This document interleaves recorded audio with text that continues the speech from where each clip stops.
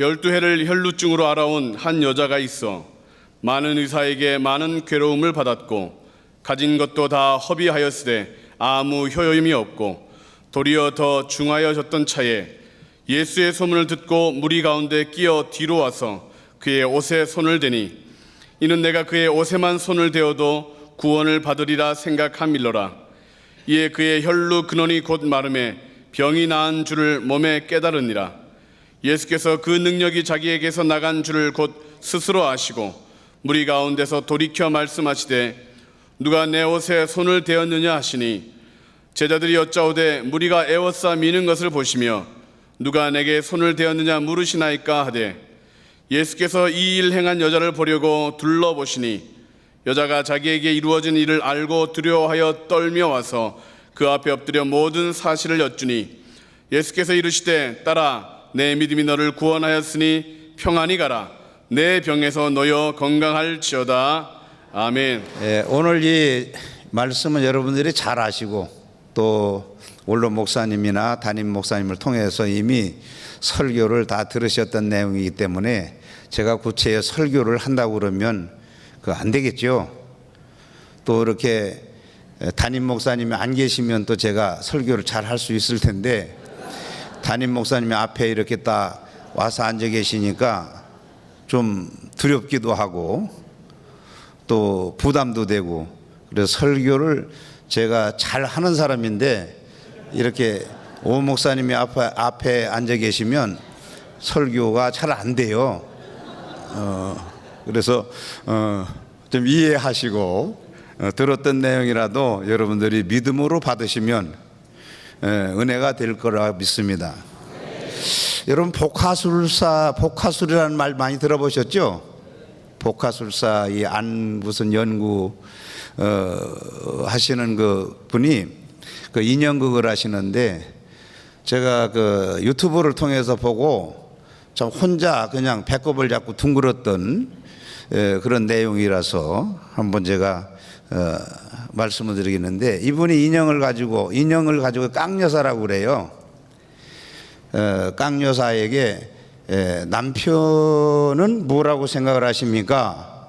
그러니까 이분이 뭐라고 그러냐면 노또야 그래요. 그 왜 노또라고 생각하십니까? 그러니까 안 맞아. 맞지 않는다 그 얘기. 여러분 부부지간에 안 맞는 거 당연하겠죠. 또 구태여 뭐 그것만 안 맞겠습니까? 계층 간에도 안 맞겠고 또 친구지간에도 맞을 수가 없고 또 사회적으로 말하면 정치도 안 맞고 여러 가지 안 맞는 일들이 참 많습니다. 그런데 우리 예수 믿고 구원받은 사람들은 안 맞는다는 얘기가 아니라 안 맞는 것을 맞을 수 있는 구심점이 있어요. 그게 뭐냐? 예수 그리스도라는 분을 바라보기 때문에 맞습니다. 그래서 남편은 노또라 할지라도 우리 예수님은 노또가 아니잖아요. 그러니까 잘 맞습니다. 오늘 여기 말씀의 본문에 보면 뭐라고 얘기하냐면 예수님께서 한 아이를 고치러 가다가 중간에 여인을 만나서 이제 고침받는 그런 내용인데 이 여인이 무슨 병이 걸렸느냐 하면 혈류증이래요. 혈류증은 제가 의학적 상식은 잘 모르지만 혈류증이 뭐냐, 내 몸 안에서 몸 밖으로 피가 빠져나가는 것이 혈류증이라고 그래요. 그러면 그 혈류증이 내 몸 안에서 빠져나갔다. 그 얘기는 쉽게 말하면 무엇을 말합니까? 피 흘림을 말하는 것인데 내 몸에서 피가 빠져나간다는 얘기는 생명이 빠져나간다는 얘기예요. 생명이 빠져나간다는 것은 한마디로 말해서 죽는 것을 의미합니다. 그런데 성경에 보니까 이 여인이 많은 의원을 찾아갔다. 요즘에 우리가 좀 몸이 안 좋으면 의원 찾아가잖아요. 근데 병원 찾아가고 의원 찾아가면 다 해결되나요? 해결될 수 있는 것도 있는데 해결되지 않는 것이 더 많아요. 특별히 저처럼 또 여기에 몇 분 계신데, 딱 이렇게 보니까 몇 분 계신데 나이 드신 분들은 착각 속에 빠져 있어요. 어디가 아프면 약을 먹는다든지 병원 찾아가면 다 낫는 줄로 생각을 해요. 안 낫습니다. 약 먹으면 진통 효과가 있어서 조금 나은 것 같아도 안 낫어요. 젊은 사람들은 낫을 수 있습니다. 그러니까 나이 먹은 사람은 절대 안 낫는구나, 그런 건 아니고 그럴 수 있다, 그 얘기입니다. 근데 그 착각 속에 빠지지 말아야 돼요. 왜 병원에 왔는데 자꾸 아프냐, 왜 약 먹었는데 자꾸 아프냐, 그러면서 혹은 병원 의사가 뭐 자격이 있다 없다 이런 소리 할 수도 있습니다. 저도 아파가지고 병원 찾아갔다가 당신 의사 면허 받은 것이 사실이냐 이렇게 물어본 일이 있어요. 근데 받았대요. 그럼 의사 그만둬라 그랬더니 명예훼손으로 고발하겠대요. 그러니까 하려면 해라 그러죠. 왜냐하면 아픈 사람이 갔으면 고쳐줘야 되는데 더 아파요. 오늘 성경에도 보니까 많은 의원을 찾아갔는데 성경에 그 다음 말에 보니까 더 많은 괴로움만 더 많이 받았대요. 저도 그랬어요. 2년 전에 너무너무 아파서 병원에 응급실에 갔더니 이 심장이 멎는 것 같다. 그리고 큰 병원에 가래요. 큰 병원에 갔어요. 명예가 또 훼손되면 안 되니까 K병원이에요. 네?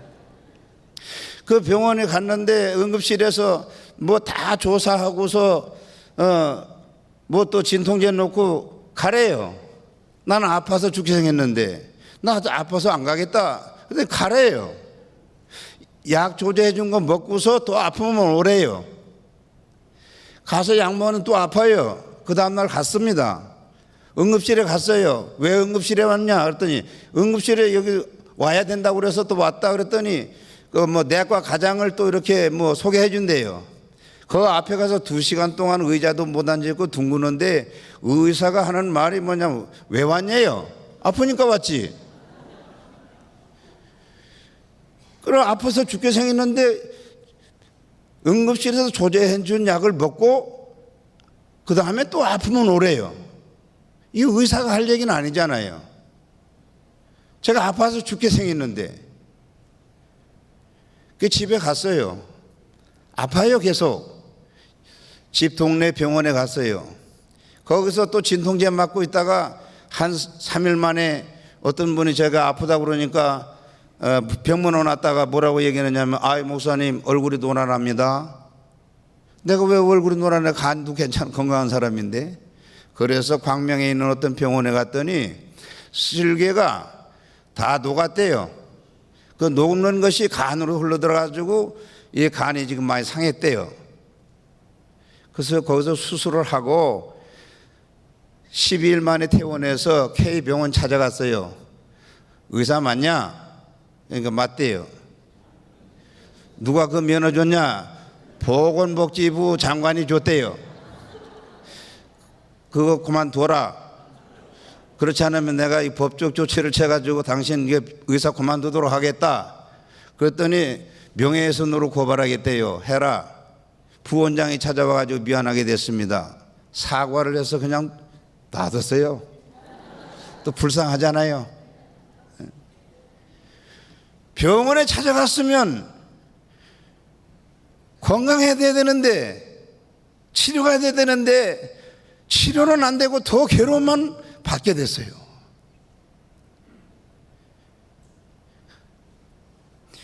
또 성경에 보니까 뭐라고 그러냐, 있던 것을 다 허비했대요. 아프면 뭐가 들어가겠습니까? 똑똑하신 분 계세요. 돈 들어가게 돼 있어요. 있는 것도 다 허비했대 이분이. 자, 많은 의원을 찾아갔는데 해결 못 봤어요. 병원 찾아가고 의사 만날 때마다 더 괴로움만 더 가중했다. 그러니까 병이 더 깊어졌다 그 얘기입니다. 얼마나 괴롭겠습니까? 더 나가서는 돈도 그렇게 많이 있었지 않겠지만 있는 돈도 다 허비했다는 겁니다.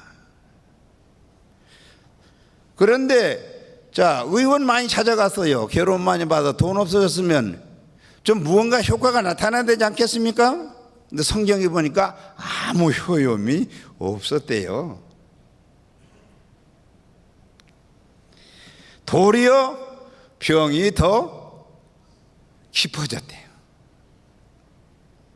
세상 말로 무슨 일만 남았습니까? 죽을 일만 남았습니다. 이때 누구를 만납니까? 예수님을 만났어요. 잘한 거죠? 잘못됐다고 생각되시는 분 한번 손 들어보세요.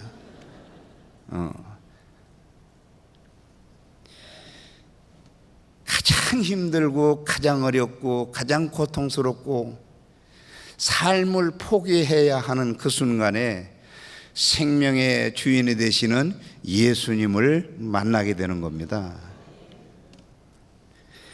근데 성경에 보니까 예수님은 많은 일을 이 땅에 오셔서 짧은 기간 동안 하셨지만 주님이 세상에 오신 목적이 기록되어 있더라고요. 그게 뭐냐?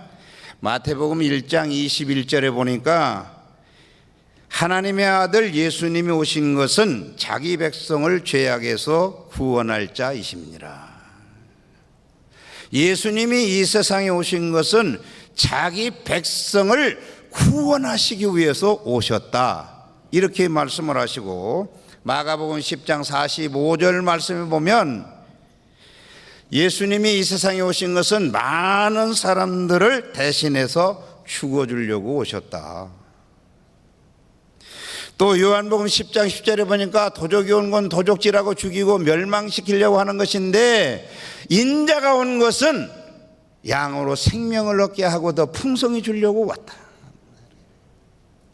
누가복음 19장 10절에서 보니까 잃은 자를 찾아서 구원하려고 오셨다.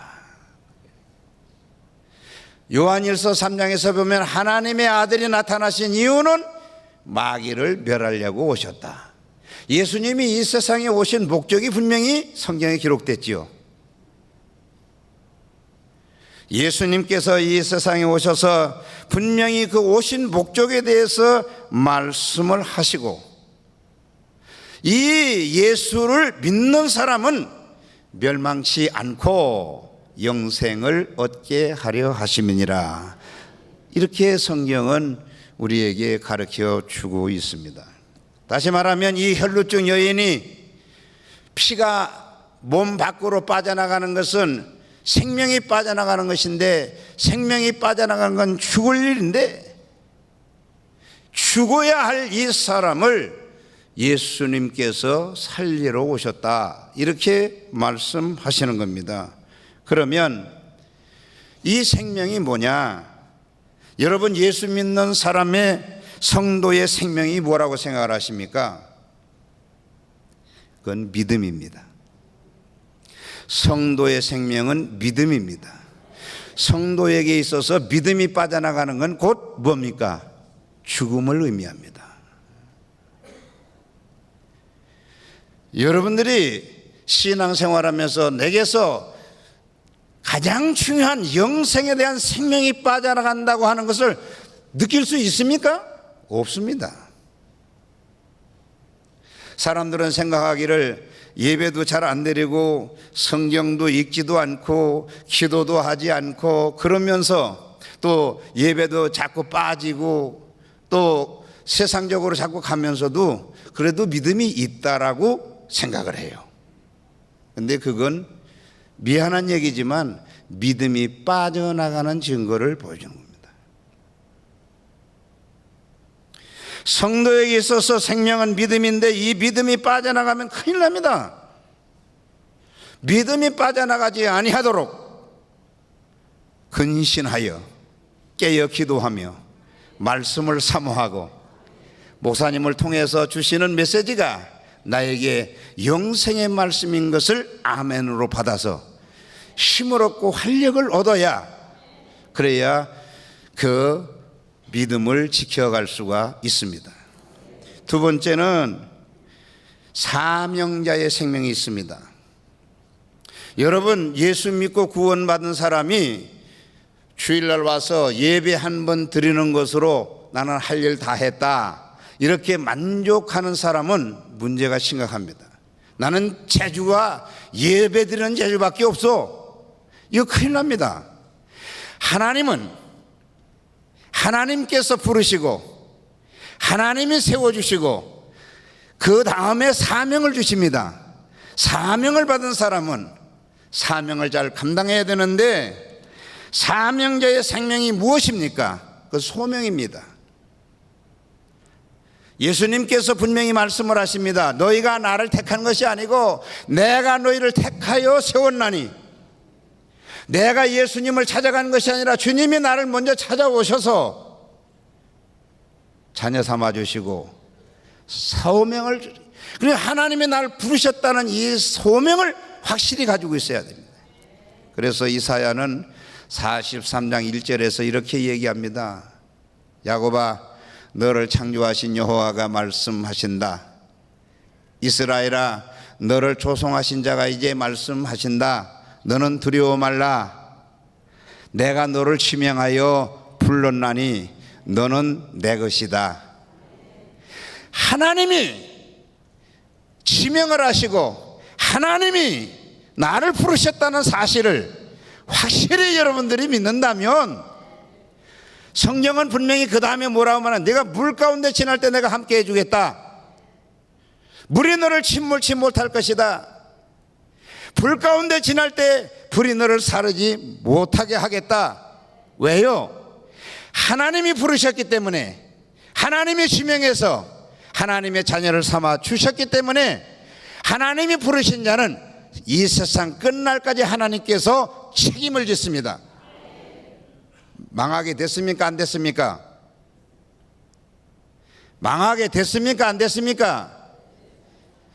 이상하네. 여러분, 하나님께서 책임을 지시면 그 누구도 나를 건드릴 수가 없습니다. 시편에 보면 다윗이 이렇게 기도를 해요. 여호와여, 나와 싸우려고 대드는 사람이 있으면 하나님이 대신 싸워주시고, 적이 창과 활을 가지고 나를 치러 오거든 하나님이 막아주시옵소서. 여호와는 내 편이십니다. 내게 두려움이 없나니 사람이 내게 어찌할꼬. 하나님께서 선택하시고 하나님께서 지명해서 부르신 자는 하나님이 세상 끝날까지 함께 하십니다. 책임을 짓습니다. 부르신 것으로 끝나는 것이 아니라 하나님이 책임을 짓는다는 얘기죠. 하나님이 책임을 짓기 때문에 나는 망할 수가 없습니다. 그것이 바로 사명자의 소명입니다. 이 소명을 가져야 하나님께 헌신할 수가 있습니다. 그 다음에는 은혜자의 생명이 있는데, 은혜자의 생명은 무엇입니까? 은사입니다. 은혜를 받은 사람이 은사가 빠져나가면 어떻게 되겠습니까? 큰일 나죠. 우리가 성경에 열왕기상 6장 1절에서 7절까지 보게 되면 엘리사라고는 선지자가 있는데, 그 문화 속에 선지자 생로들이 많이 있었어요. 근데 선지자의 생로들이 뭐 학교를 지키기 위해서인지 기숙사를 지키기 위해서인지 이제 나무를 하러 가는데, 많은 사람들이 도끼를 들고 갔어요. 그 도끼 들고 가는데 한 사람이 나무를 찍다가 보니까 도끼날에 빠져버려요. 도끼날 빠진 빈 자루가 어떻게 되겠습니까? 그게 능력이 나타나겠습니까? 자기만이 힘들고 어려울 거예요. 도끼날에 끼워져야 한 번 찍고 두 번 찍고 10번 찍어 안 넘어가는 나무 없다고 그러잖아요. 근데 큰 나무는 안 넘어갑니다. 톱이 필요합니다. 근데 여러분, 이 은혜자에게서 은사가 빠져나가면 어떻게 되겠습니까? 힘이 들고 아무리 외쳐봐야 소용이 없습니다. 저도 목회 초창기에 도남동 산동네에서 목회를 했는데, 이 산동네 가니까 아주 사는 것도 빈약하지만 이 문화 자체가 아주 굉장히 달라요. 그러니까 보니까 정신병자 이 아픈 사람들이 굉장히 많아요.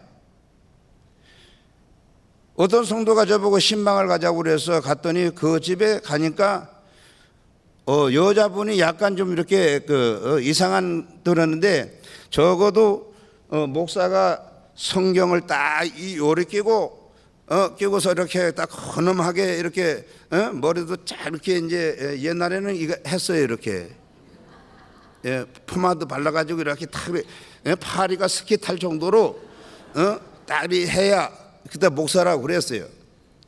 딱 이렇게 가서 들어가 정신병자 들은 사람이 이렇게 딱 들어가면 이 사람이 딱 보고 무섭다고 그래야 되지 않겠어요? 그죠? 그래야 무슨 힘이 생기지 않겠어요? 딱 들어가자마자 하나도 안 무섭다 임마. 세상 말로 김 빠져요. 응? 아니 성경을 들고 갔으면 무섭다고 그러고도 구석으로 숨고 이래야 되는데 그러질 않아요. 내가 느끼고 깨달은 것은 성경 들고 기도하고 목사이기는 하지만 내 속에 하나님의 능력이 없구나. 그래서 그때부터 금식하기 시작했어요. 40일 금식도 해보고 30일 금식도 해보고 그래도 안 돼요. 근데 금식한다고 되는 게 아니고 내 안에 예수님이 계셔야 돼요. 너무너무 실망이 되는 거예요. 말만 예수라고 예수 증거하고 믿으라고 했지 내 속에 예수가 없는 거예요.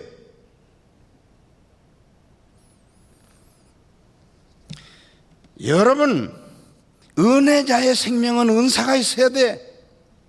은사가 빠져나가면 날 빠진 빈 자루를 들고 애쓰고 힘써봐야 능력이 나타나지 않습니다. 저는 우리 하늘 비전 교회가 이런 성도들로 꽉 차져 있는 것을 감사합니다. 왜 그러냐? 우리 원로 목사님이신 오관성 목사님께서 한국의 기독교에 영성 바람을 일으킨 최초자입니다. 말과 혀로 하던 것들을 성령의 은혜를 체험하고 은사를 체험하게 하고 하나님의 능력을 체험하게 하는 최초의 시발조가 우리 오 목사님이셨습니다. 이런 훌륭한 목사님이 여러분들의 목사님이셨고 원로 목사님 얼마나 감사합니다. 또 그분의 아드님이 되신 우리 또 담임 목사님이신 이분 또 얼마나, 제가 자주 보진 못하지만 가끔 TV를 통해서 설교를 들어보면 너무너무 제가 감동받을 때가 참 많아요. 은혜 받을 때가 참 많습니다. 전국적으로 많은 또 팬들을 거느리고 계시더라고요. 만나 뵙기도 힘들어요. 워낙 인기가 좋으셔가지고. 근데 저 같은 사람을 만나 주셔서 참 감사해요.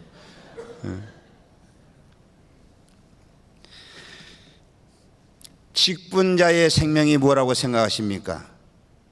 충성입니다. 직분자의 생명은 충성입니다. 직분자가 충성이 빠져나가면 아무것도 할 수 없어요. 그러면 이 충성을 제대로 하려면 어떻게 해야 되느냐? 제가 학문적으로 얘기하자는 게 아닙니다. 주님께 얼마만큼 헌신되어지느냐, 희생하느냐. 하나님의 교회는 희생하는 자가 많아질 때 그 교회는 건강한 교회가 됩니다.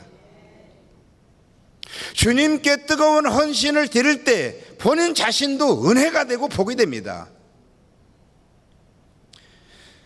건강이 안 좋을 때 주님의 교회에 와서 헌신하고 충성을 해보십시오. 언젠가 모르게 다 떠나갑니다. 저는 그런 걸 많이 체험을 합니다. 저는요, 어렸을 때 폐결핵을 앓는 것 때문에 군대를 못 가본 사람이에요. 누가 군대 얘기하면 저는요, 완전히 시구멍으로 가야 돼요. 3년 군대 생활하고 평생 울어먹는다고 그러잖아요, 남자들이. 근데 군대를 못 갔어요. 근데 하나님의 은혜로 그것도 치료함을 받았습니다. 언젠가 모르게 저에게 비형간염이라는 게 들어왔대요. 의사 선생님이 말씀하시기를 이 병은 치료되는 것도 아니고 세상 떠날 때까지 그냥 복용 상태로 있다가 가는 게 좋습니다. 기분 나쁘잖아요.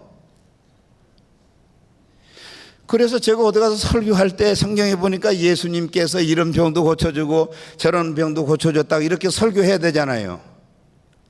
내 안에 뭐가 있어요? 고질병이 있어요. 이게 자신이 없는 거라. 그래서 길거리 걸어다니면서 이렇게 기도했습니다. 하나님, 제가 하나님의 말씀을 전하는 사람인데 비형간염 복용돼 가지고 어디 가서 밥을 먹는데도 여럿이 잘 못 먹어야 되고, 또 비형간염 복용자가 또 성경에 보니까 예수님 병 고쳤다고더라 이런 얘기 할 수도 없고 참 기분 좋겠습니다. 한번 마음대로 한번 해보세요. 응? 그러고 투덜거리고 다녔더니 2년마다 한 번씩 홀짝수로 건강검진이 있어요. 건강검진 걷는데 분명히 비형간염 복용자가 있으니까 3개월에 한 번씩 영양제 주사를 맞고 또 뭐하고 뭐고 약을 먹어야 된다고 하는데 이분이 그런 얘기를 안 해요. 그래서 아니 내가 비형간염 복용자인데 왜 약 먹으라는 소리 안 합니까? 아닌데요. 항체가 생겼는지 없는데요. 정말이에요? 이게 정말이래요. 그리고 큰 병원에 갔어요. 가서 했더니 없어졌대요. 남의 일이라고 그렇게 생각하지 마시고, 이거 정말 하나님의 은혜예요. 아니 하나님께 투덜거리고 다녔더니 그것도 해결해 주시더라고요. 왜요? 주님께 헌신하는 사람은 하나님이 건강도 책임지시더라. 아멘. 그래서 여러분들도 예수를 만나게 되면 이와 같은 하나님의 축복이 임재합니다. 이 여인이 결론적으로 말하면 누구를 만났다? 예수를 만났다. 예수의 이름 그 자체가 복음입니다. 이 복음은 죄에서 구원해 주시고, 죄에서 구원받은 사람은 성경에 말씀하기를 하나님의 자녀라. 하나님의 자녀가 되는 그 순간부터 하나님은 임마누엘 해주신다. 임마누엘이라는 번역하니까 하나님이 나와 함께 계신다. 기도하겠습니다.